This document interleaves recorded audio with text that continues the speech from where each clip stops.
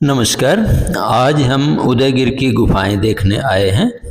यह गुफाएं मध्य प्रदेश के विदिशा शहर से 6-7 किलोमीटर की दूरी पर स्थित हैं।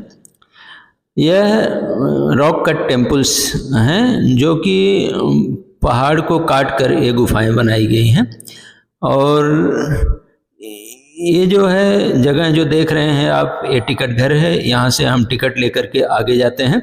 लगभग 200 मीटर की दूरी पर ये गुफाएं शुरू होती हैं।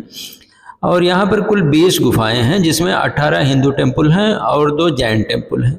और ये गुफा नंबर 6 है, जो कि सबसे अच्छे रूप से संरक्षित है, सबसे अच्छी तरह से अभी भी बनी हुई है।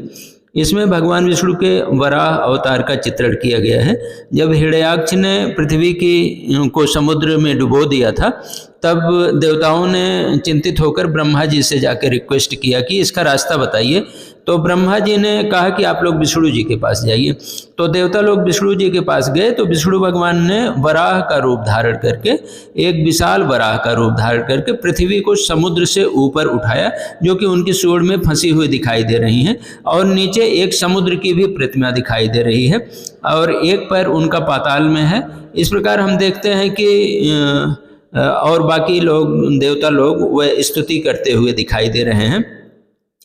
इसी में केव टेम्पल में एक 12 नंबर केव टेम्पल है, जहाँ पर हिरण्याक्ष का वध किया था भगवान विष्णु ने।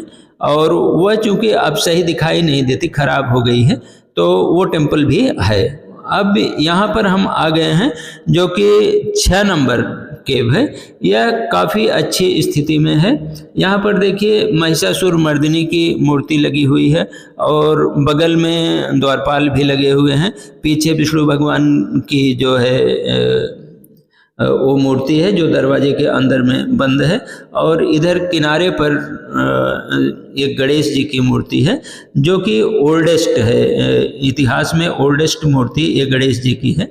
और यहाँ पर हम आते हैं और देखते हैं कि यह जो है केव नंबर 17 है। यहाँ पर सामने महिषासुर मर्दिनी की मूर्ति दिखाई देती है और बगल में द्वारपाल हैं। पीछे विष्णु भगवान की जो टेम्पल है वो दरवाजे के भीतर बंद है। बगल में गणेश भगवान की मूर्ति बनी हुई है, नीचे द्वारपाल लगे हुए हैं। पुराने ज़माने में ऐसी प्रथा थी कि जहाँ भगवान विष्णु की मूर्ति बनाई जाती थी, मंदिर बनाए जाते थे, वहाँ पर सामने महिषासुर मर्दिनी और गणेश भगवान की प्रतिमाएं बनाई जाती थी। और इसके आगे हम चलते हैं तो थोड़ा सा अलग होकर के ये जो आपको शेड दिखाई दे रहा है, सीधे रास्ते पे जाएंगे तो वहाँ पर हमको शेड के नीचे एक बहुत अच्छी मूर्ति दिखाई देगी। वो कांच से ढकी हुई है, भगवान विष्णु की मूर्ति है। भगवान विष्णु, ये देखिए, वो शेषनाग पर लेटे हुए हैं, शेषशाही हैं, और उनका सिर जो है थोड़ा सा खंडित दिखाई दे रहा है। हालांकि शेषनाग का भी सिर खंडित करने की कोशिश की गई थी, लेकिन वो तब भी इंटैक्ट है। लोग कहते हैं कि यहीं पर विष्णु भगवान के जो नाभि से कमल है, वहीं से ब्रह्मा जी की उत्पत्ति हुई है। यहाँ पर ये 2 प्रतिमाएं दिखाई दे रही हैं। एक चंद्रगुप्त द्वितीय विक्रमादित्य की है और इनके पीछे वीरसेन, जो उनके मंत्री हैं, वो खड़े हुए दिखाई दे रहे हैं।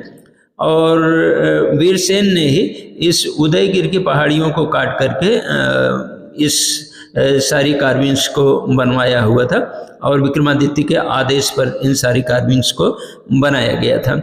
यद्यपि अब ये कार्विंग्स धीरे धीरे खराब होती जा रही हैं, क्योंकि ये सैंडस्टोन की बनी हुई हैं और इन पे इरोजन होता जा रहा है।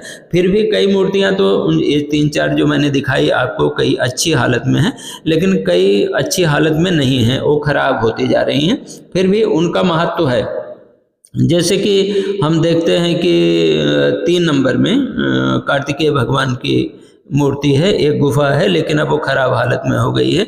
इसी तरह गुफा नंबर 4 में एक शिवलिंग है, आगे है, वो भी दिखाई नहीं देता है, तो वो दरवाज़ा बंद रहता है। लेकिन उस शिवलिंग में पहली बार भगवान शिव की प्रतिमा भी दिखाई देती है, उकेरी गई है, कार्विंग की गई है।